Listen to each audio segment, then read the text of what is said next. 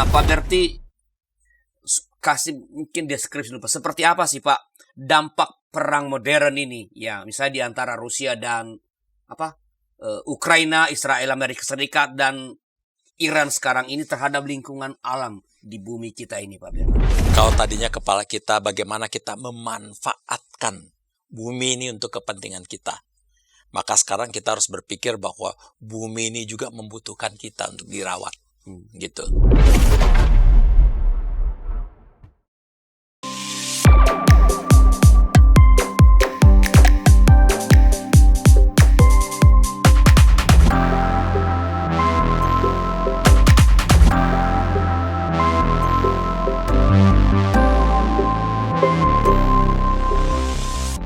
Sahabat, kita kembali berjumpa dalam acara Warteg RI, Warung Teologi dan Revolusi Iman, dengan saya Lian Soros sebagai penjaga warung. Ini adalah sebuah program untuk membicarakan isu-isu penting dalam hidup beriman atau perkembangan pemikiran teologi Kristen atau pergumulan-pergumulan gereja, supaya dengan demikian kita bisa merespon isu-isu yang berlangsung atau yang berkembang itu dengan baik dan bersikap dengan tepat dalam kehidupan sehari-hari. Nah, kali ini kita bicara mengenai perang, lingkungan hidup, dan tanggung jawab iman bersama dengan narasumber kita, Bapak Pendeta Dr. Albertus Spati. Selamat datang kembali, Pak Berti.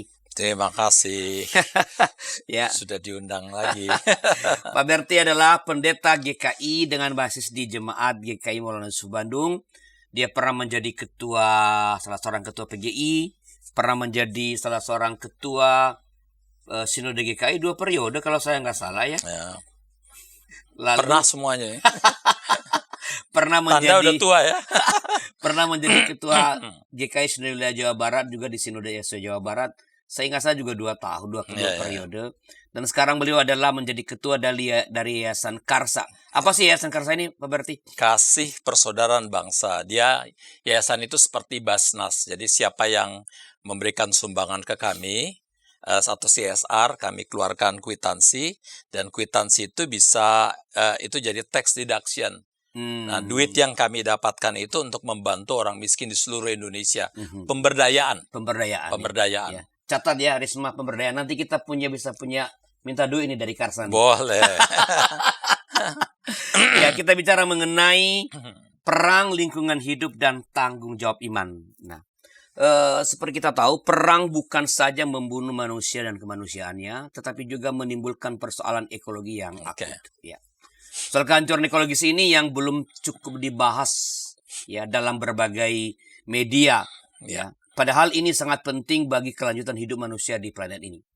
Kita sibuk menghitung korban manusia, menghitung kerugian ekonomi, menghitung siapa yang akan menang, siapa yang akan kalah, tapi jarang bertanya berapa banyak tanah yang mati, berapa luas laut yang tercekik, dan berapa besar tingkat racun yang telah menyebar di udara karena jatuhnya bom di mana-mana atau dengan senjata-senjata yang dikeluarkan. Nah, inilah yang akan kita bahas di dalam topik kita kali ini dengan sekali lagi Bapak Pendeta Dr. Albertus Spati. Nah, Pak Berti, kasih mungkin deskripsi dulu, Pak. Seperti apa sih, Pak, dampak perang modern ini? Ya, misalnya di antara Rusia dan Ukraina, Israel, Amerika Serikat, dan Iran sekarang ini terhadap lingkungan alam di bumi kita ini, Pak Berti. Oke, terima kasih. Ini pertanyaannya luar biasa. Jadi gini, saya ingin katakan bahwa dampak kerusakan, efek dari perang di Eropa ya, antara Rusia versus Ukraina dan Israel, Amerika versus Iran ini dahsyat sekali. Pertama, dia merusak tanah. Ya, karena bom itu ketika dia menghantam tanah itu, dia merusak dan dia itu ada merkuri di situ, ada berbagai zat-zat kimia di situ, itu butuh puluhan tahun untuk pulih kembali. Ya, belum lagi ya, satu penelitian dari seorang penulis, saya lupa namanya, tapi dia mengatakan sekarang 25% tanah di Ukraina itu sudah dipenuhi oleh bom-bom yang ditanam itu ya. Jadi itu jebakan-jebakan itu ya. Sehingga efeknya adalah itu bukan cuma membahayakan manusia, membahayakan binatang, membahayakan tanahnya juga, segala macam. Sehingga itu udah sangat-sangat luar biasa sekali. Itu saya tanah. Yang kedua air. Begitu kapal laut ditembakkan, itu lalu kemudian menumpahkan minyak buminya ke laut, itu begitu banyak itu biodiversity di laut itu Yang hancur. Lumba-lumba konon banyak yang mati, ikan lumba-lumba. Karena terutama ikan lumba-lumba juga bingung, kan dia kalau jalan ikan terutama kan punya sonar. Tetapi sekarang udah ada juga sonar-sonarnya kapal selam yang bikin dia bingung juga ini. Ini apa yang terjadi dan sebagainya kan gitu. Sehingga memang belum lagi dia nggak bisa membedakan mana yang air yang bersih atau air yang kotor dan sebagainya, dan airnya banyak yang ikan lumba-lumba dan segala macam jenis ikan di sana banyak yang mati ya, biodiversity di laut itu. Itu jadi pertama adalah tanah, kedua adalah air, ketiga udara. Setiap kali bom, asap yang mengepul, yang dibom itu misalnya produksi gas, produksi minyak dan sebagainya, itu naikkan CO2 ke atas dan sebagainya, itu mengotori hampir seluruh bumi. Ini nggak main-main, nih dua peperangan yang sangat besar dan dahsyat itu ya.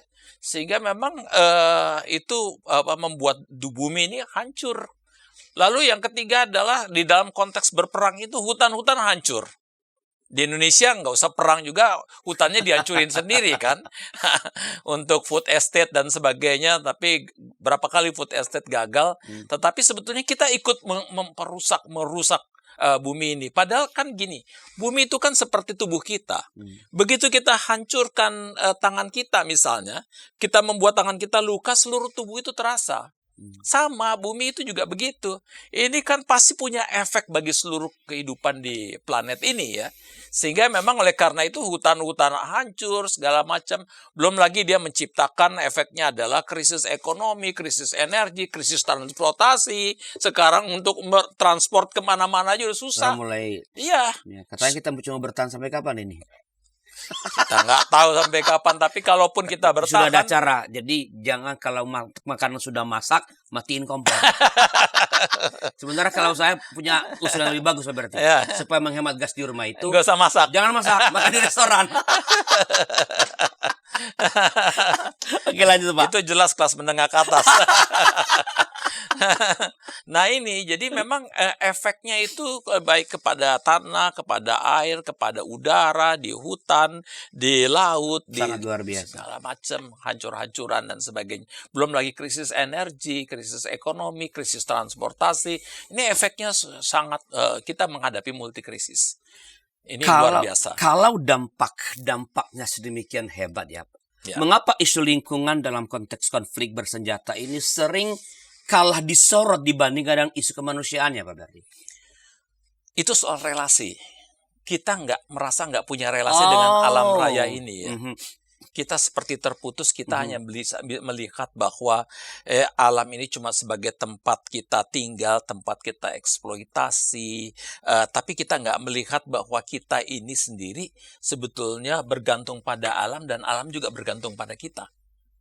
Yang ada relasi yang terputus tuh antara kita dengan alam. Sehingga yang kita pikirkan sesama manusia saja, kita mikirin gimana kita bisa berkembang, kita mikirin gimana kita bisa meningkat dan sebagainya. Tetapi kita nggak memikirkan bahwa bumi tempat kita tinggal itu sebetulnya seperti rumah bagi kita.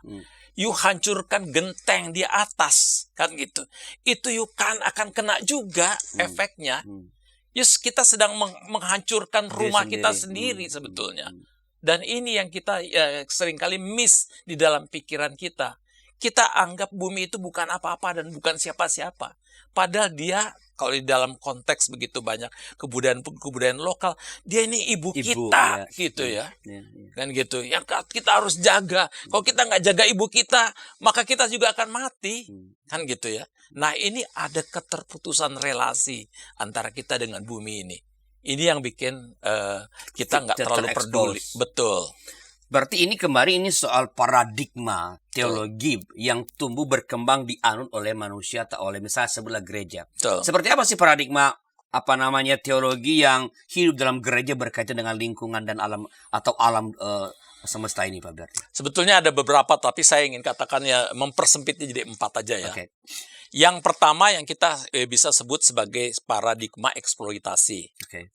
Di dalam paradigma eksploitasi itu adalah satu paradigma di mana kita sebutkan sebagai antroposentris. Oke. Dan satu paradigma yang kita sebut sebagai utilitarian, asas manfaat. Antroposentris bahwa segala sesuatu yang diciptakan di bumi ini untuk kebaikan manusia.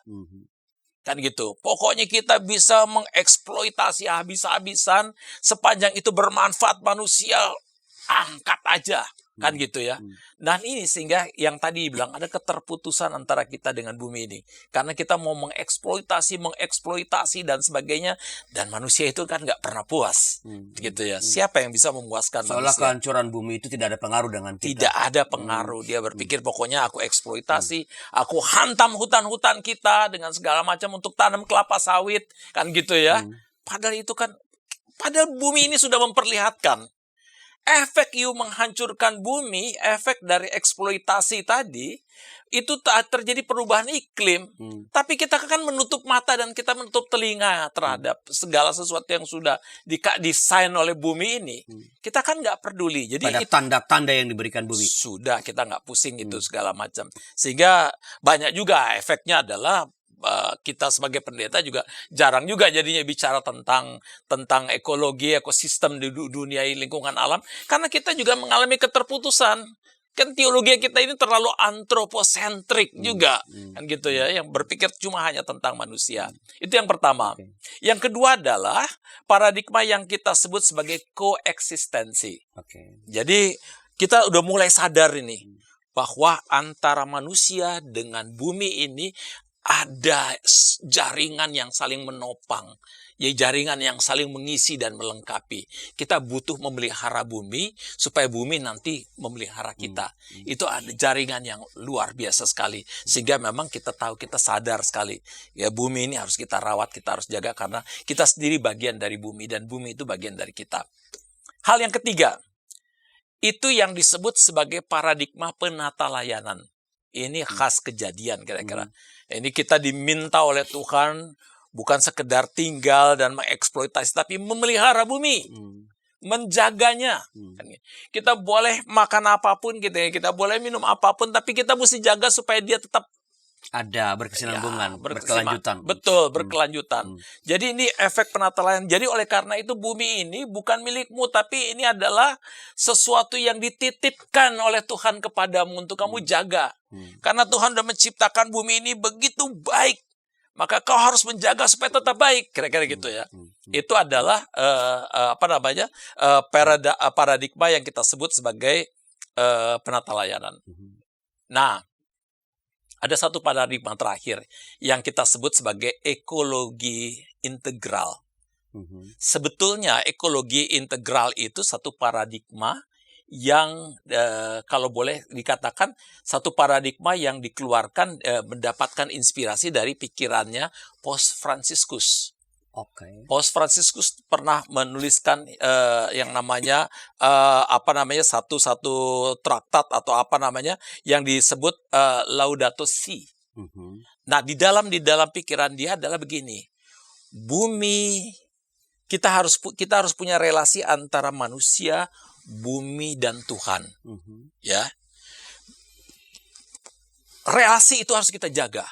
Ya, antara manusia yang mengelola dengan bumi yang dikelola, tetapi juga dengan Tuhan. Apa yang kita kelola itu sebagai tanggung jawab kita kepada Tuhan, kan gitu. Semua itu saling bukan cuman kalau yang tadi yang kedua ya, yang tadi saya katakan koeksistensi itu cuman manusia dengan bumi, tetapi ini tiga, manusia, bumi dan Tuhan. Apa yang kita lakukan itu betul-betul sebagai ekspresi dari tanggung jawab kita kepada Tuhan. Dan di sini, di dalam Laudato Si ini, hendak dikatakan bahwa ketika kita menghancurkan hutan, menghancurkan bumi ini, itu bukan saja bumi yang dihancurkan, tetapi terutama yang dihancurkan adalah masyarakat kecil, orang miskin. Jadi ketika di Sumatera sana dan Aceh dulu, hancur-hancuran oleh karena banjir bandang yang luar biasa itu, bumi menjerit. Tapi pada saat yang sama, Orang miskin di sana menjerit. Hmm.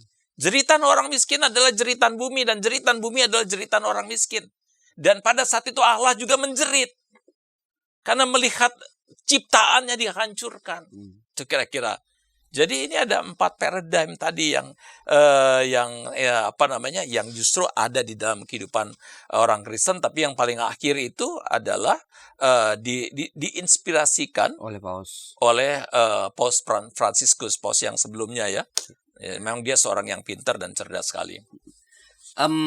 Kalau dilihat dari 4 ya tadi paradigma teologi yang disebutkan itu, paradigma apa yang sekarang paling dominan terutama di masa perang setelah beberapa informasi berikut ini? Para pimpinan gereja di sana-sini mengakui bahwa jangankan warganya atau para pendetanya, mereka sendiri juga tidak begitu tahu karena sesudah menerima dokumennya Taruh di kantor sinode tidak ada upaya untuk sosialisasi. Jadi sama juga kayak masalah bioetika di Indonesia ya, apakah boleh begini, apakah boleh, tapi kita harus bertanya lebih dalam lagi sebagai orang Kristen, apa sikap etis dan apa keputusan etis yang merupakan refleksi daripada visi moral dari iman Kristen. Hadirkan Tuhan sebagai sahabat, bukan hanya sebagai majikan yang di atas atau hakim. Hadirkan Tuhan sebagai sahabat kita juga, yang mau mendengar, mau meraih, yang kamu bisa seadanya dengan dia, yang kamu bisa nikmati kehadirannya. Kalau gereja bisa lakukan itu, apapun alirannya, saya kira Gen Z akan merasa ini rumah. Ternyata masih banyak komunitas kita yang tanpa sadar budaya hierarkis di dunia itu dibawa masuk ke gereja. Bagaimana sikap majelis, sikap anggota jemaat terhadap sapam gereja, terhadap pekerja gereja, itu kita kadang-kala tidak memperlakukannya sebagai sahabat, tapi ya pesuruh aja yang ya udahlah.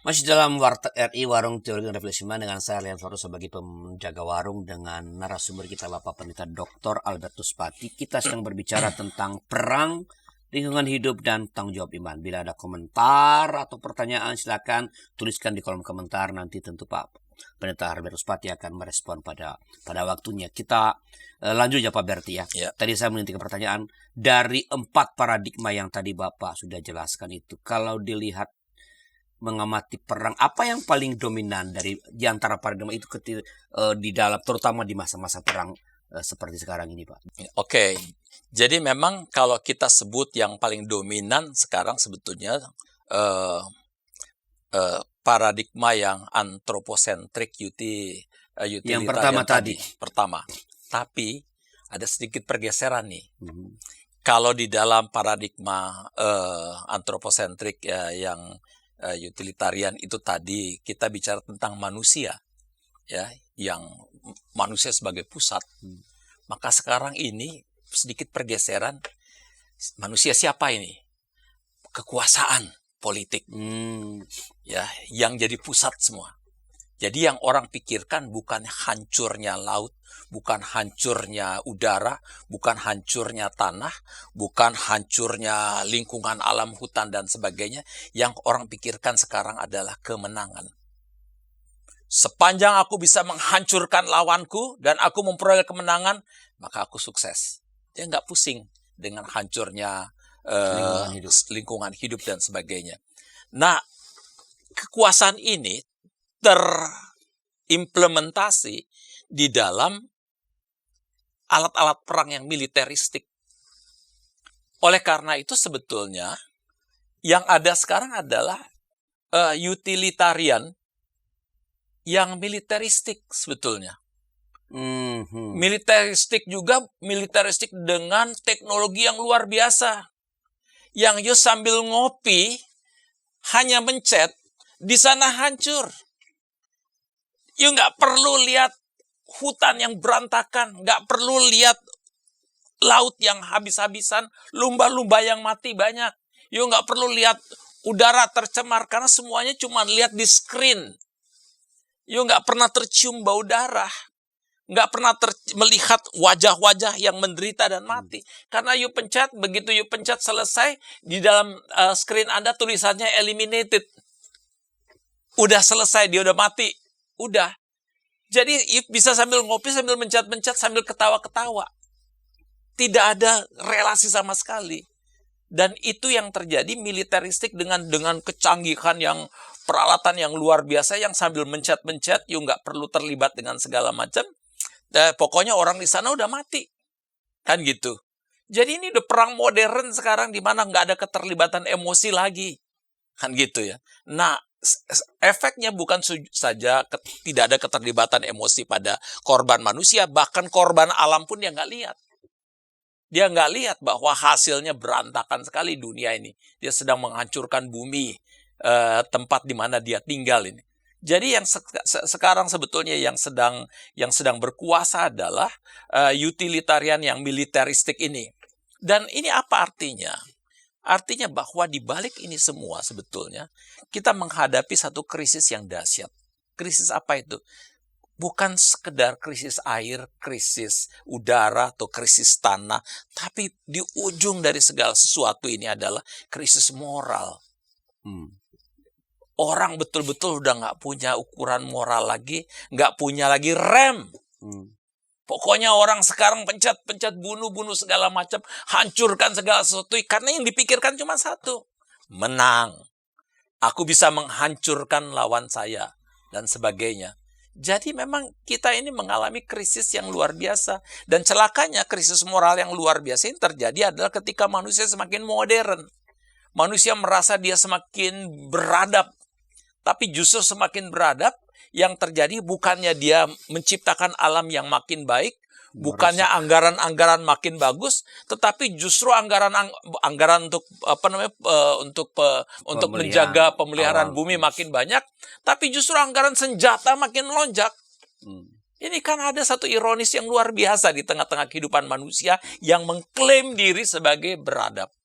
Kan gitu. Sehingga ini memang kita sedang mengalami satu krisis moral yang luar biasa, di mana sekarang yang jadi tujuan adalah politik dengan kepentingan kemenangan itu. Dan orang dalam konteks itu dia nggak peduli lagi dengan persoalan-persoalan ekologi dengan segala macam. Yang penting tujuan jangka pendekku berhasil. Nah, kalau apa namanya Pak berarti dikuasai oleh kepentingan manusianya adalah kekuasaan, manusia adalah militer dan sebagainya. Sejauh mana kan kita selalu percaya bahwa mestinya komunitas beriman itu mesti menghadirkan diri secara berbeda lah, mestinya. Ya. Nah, sejauh manakah komunitas beriman itu memiliki tanggung jawab untuk bersuara, paling tidak bersuara, ya, terhadap kerusakan lingkungan akibat perang ini? Sepanjang kita sadar bahwa kita itu dipercaya oleh Tuhan untuk memelihara bumi ini, dan oleh karena itu kita harus punya relasi yang baik dengan bumi, dan bumi yang kita punya relasi itu tempat di mana banyak sekali orang-orang lokal, suku-suku lokal dari yang sudah tinggal di sana ribuan tahun. Ya, dan itu juga tanggung jawab kita. Sepanjang kita punya relasi dan tahu kita menaruh empati kepada mereka, maka kita tidak akan segan-segan untuk berbicara atas nama kemanusiaan, atas nama hak asasi manusia bagi mereka. Ya kan, ini bukan, sekali lagi, ini bukan cuma persoalan manusia, tapi persoalan bumi ini. Ketika kita punya relasi dengan bumi dan kita tahu bahwa ketika kita menghancurkan bumi, kita sedang menghancurkan kehidupan kita sendiri dan generasi mendatang. Kita mewariskan apa kepada generasi mendatang ketika bumi ini sudah hancur baur? Ketika hutan-hutan tidak ada, ketika seluruh binatang menjadi binatang langka. Ya, dulu orang bisa ketemu singa di mana-mana dan sebagainya. Sekarang itu singa harimau, gajah, semua udah jadi binatang langka. Dan akan makin langka terus, karena hutan-hutan udah makin kita hancurkan.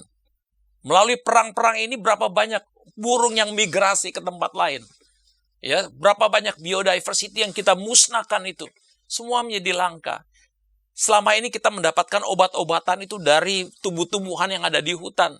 Kita sedang membunuh sendiri sumber obat-obatan kita, kan gitu. Jadi memang sebetulnya sepanjang kita punya relasi dan kita tahu tanggung jawab kita adalah bukan sekedar untuk ke manusia, tapi juga untuk alam ini, bahwa sepanjang kita sadar bahwa kita sebagai manusia memiliki yang namanya ecological sin. Ini kita dosa ekologis ada dalam diri kita. Oleh karena itu kita mesti punya yang namanya ecological conversion, gitu ya, pertobatan ekologis. Dan itu harus kita miliki sebetulnya. Kan gitu. Kita harus miliki itu. Kalau enggak, sebelum terlambat, sebelum bumi bilang, bertobat tapi saya udah capek. Selesailah kita semua. Nah, kan mestinya ketika saya masih percaya bahwa kalau agama itu berjalan dengan atau bekerja dengan baik sesuai dengan hakikatnya, maka mestinya kerusakan-kerusakan lingkungan, upaya menjaga atau melakukan sebutlah pemulihan kembali semesta yang telah rusak ini dapat berjalan dengan baik. Tapi tadi Pak Berti di awal kan mengatakan bahwa para pendeta juga jarang ngomong tentang keselamatan bagi semesta, bagi bumi ini. Apa yang bisa dilakukan kalau para pemimpin agama, apa yang bisa diharapkan dari komunitas beriman kalau para pemimpin agama sendiri tidak memiliki kesadaran karena tadi keterpisahannya juga dengan bumi, dengan lingkungan, Pak Berti? Iya, itu yang saya katakan bahwa seringkali kita semua hanya berpikir jangka pendek. Gimana supaya jumlah orang makin banyak, misalnya ya. Kolektor makin banyak juga, misalnya ya. Itu juga penting. Ya penting, itu semua. Tidak disalahkan untuk penting. Tapi sekarang kan kita harus berpikir yang jauh lebih penting juga dari itu. Bahwa menjaga bumi yang Tuhan ciptakan, yang Tuhan titipkan juga untuk kita. Kan gitu ya. Sehingga oleh karena itu di dalam konteks ini yang saya katakan, kita perlu yang namanya pertobatan ekologis ini. Kenapa? Ini kita sedang hidup di mana manusia sedang mengeksploitasi sesama manusia, mengeksploitasi bumi, alam raya, semuanya jadi barang langka sekarang dan sebagainya. Yang terjadi sekarang teologi kematian. Kita mesti ubah ini menjadi satu teologi kehidupan. Teologi di mana kita tidak mengorbankan yang lain untuk kepentingan kita.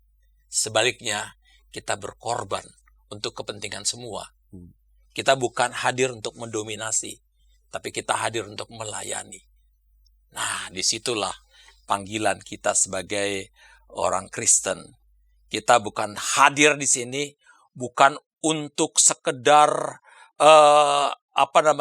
melakukan segala sesuatu untuk kepentingan kita pribadi. Tapi kita harus berpikir lebih luas, bahwa bumi ini pun adalah bumi yang Tuhan titipkan kepada kita. Oleh karena itu menurut saya, para pendeta ini termasuk yang mesti mengalami yang namanya pertobatan ekologis. Ya, mulai banyak bicara lah tentang ekologi yang makin rusak ini. Jadi sekali lagi yang tadi pembangunan gedung atau kolektor itu penting, tapi ada juga sekarang ini dunia sedang krisis luar biasa, krisis alam. Bukankah tadi saya udah bilang bahwa sudah ada musim yang sudah bertukar-tukar nggak jelas dengan segala macam. Sekarang aja sampai sekarang ini, sampai hari ini masih ada salju di Amerika. Coba bayangkan, ini kan lucu dan aneh kan gitu ya. Oleh karena itu di dalam konteks yang sekarang kita mesti berpikir gimana untuk kepentingan bumi ini, kepentingan kita, kepentingan juga generasi mendatang. Kita harus juga banyak bicara tentang pentingnya menjaga dan merawat bumi yang Tuhan titipkan kepada kita. Kalau gerakan masyarakat Pak Berti, kan tadi kita bicarakan ini berkaitan dengan perang ya, kerusakan alam yang tadi Pak Berti bilang tanah mati, air, udara semua hancur karena perang. Apa yang bisa dilakukan oleh masyarakat sipil atau umat beragama bersama-sama di seluruh dunia ini agar kekuatan masyarakat itu bergerak begitu rupa sehingga mendesaklah misalnya para pemimpin-pemimpin itu menghentikan perang? Atau apakah itu karena ini menyangkut keselamatan seluruh masyarakat, punya jadi legal standing nggak masyarakat sipil untuk menggugat penghentian perang karena itu akan membunuh kita semua? Bisa. Kan mestinya kita juga menyuarakan semua bahwa berhentilah dengan perang itu karena perang menghancurkan. Tapi juga berhentilah dengan kebijakan-kebijakan politik di dalam dunia, ya, di dalam negara yang tidak berperang yang merusak hutan-hutan kita. Karena merusak hutan kita juga berarti menyingkirkan masyarakat lokal yang tinggal di sana. Berarti menghancurkan biodiversity yang kita miliki. Itu berarti membuat bumi akan makin panas. Kan kita juga harus mengatakan itu. Kita harus mengkritik di sini bukan karena kita tidak suka, mengkritik karena kita tahu inilah bagian dari keselamatan yang harus kita jaga. Keselamatan bukan untuk kita sekarang, keselamatan untuk generasi mendatang. Kan gitu ya. Karena apa? Hutan itu juga kan fungsinya memberikan kepada kita O2. Begitu kita sendiri putuskan O2 itu, hutan-hutan itu, kita seperti sedang menggunting infus yang diberikan kepada kita itu. Matilah kita ini sendiri. Kan gitu. Jadi oleh karena itu, sekali lagi di dalam kecenderungan ecocide ini ya, pembunuhan terhadap bumi ini, yang artinya nanti ujungnya adalah kematian kita juga, maka kita harus mulai menyuarakan ini. Dan bukan cuma menyuarakan, bicaralah juga dengan pemerintah supaya kebijakan-kebijakan ini kebijakan yang lebih menjaga sustainability of the environment kita gitu. Iya.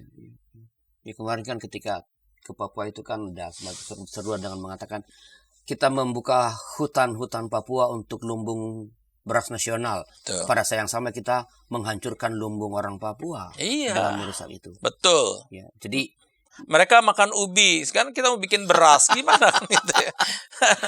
Oke, Pak Berti, ini pertanyaan terakhir saya, Pak.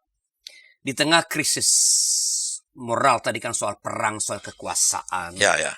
yang mengakibatkan rusaknya lingkungan alam, ya, termasuk perang diantaranya itu yang merusak bukan hanya manusia tapi alam itu. Sikap moral etis yang bagaimana yang harusnya kita miliki? Ada beberapa ya. Yang pertama, kalau kita tadi saya udah sempat katakan ya, kalau tadi kita pikirkan kepala kita adalah mendominasi. Sekarang kita harus berpikir tentang melayani. Kalau tadinya kepala kita bagaimana kita memanfaatkan bumi ini untuk kepentingan kita. Maka sekarang kita harus berpikir bahwa bumi ini juga membutuhkan kita untuk dirawat. Gitu. Yang ketiga adalah kita harus berpikir bukan saja mengorbankan orang lain dan mengorbankan bumi ini. Tapi kita juga harus berpikir gimana caranya supaya kita berkorban. Misalnya, ada baik juga kalau gereja-gereja kumpulin uang, lalu kemudian beli pohon, menanam di tempat-tempat yang memang tanah-tanah gersang. Kenapa tidak? Kan gitu ya.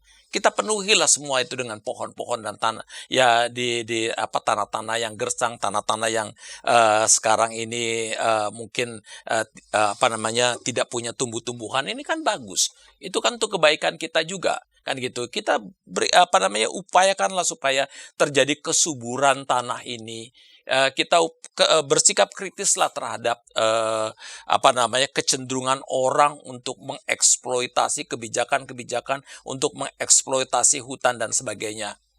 Tapi yang terakhir yang sebetulnya saya katakan ini semua kalau direntet itu semuanya adalah kita hidup di dalam satu yang namanya teologi kematian. Kita sedang membunuh sesama dan membunuh alam raya dan pada akhirnya nanti kita sendiri yang mati. Dan sekaranglah saatnya kita membangun teologi kehidupan, di mana kita membangun relasi dengan sesama, saling menghidupkan, termasuk saling menghidupkan juga alam raya yang Tuhan titipkan kepada kita. Supaya generasi mendatang mereka boleh menikmati alam raya yang nyaman untuk mereka. Baik, Pak Berti, teologi kehidupan, menjaga, membangun bersama agar semua makhluk, semua tumbuhan, semua yang Allah telah ciptakan dapat hidup terus bertahan ya, karena ini adalah tadi kata Pak Pendeta adalah titipan Tuhan untuk tetap kita jaga kelanjutan atau keberlanjutannya. Itulah sahabat percakapan kita kali ini dalam Warung Teologi dan Refleksi Iman. Terima kasih atas kebersamaan kita. Sampai jumpa pada episode berikutnya. Tuhan memberkati.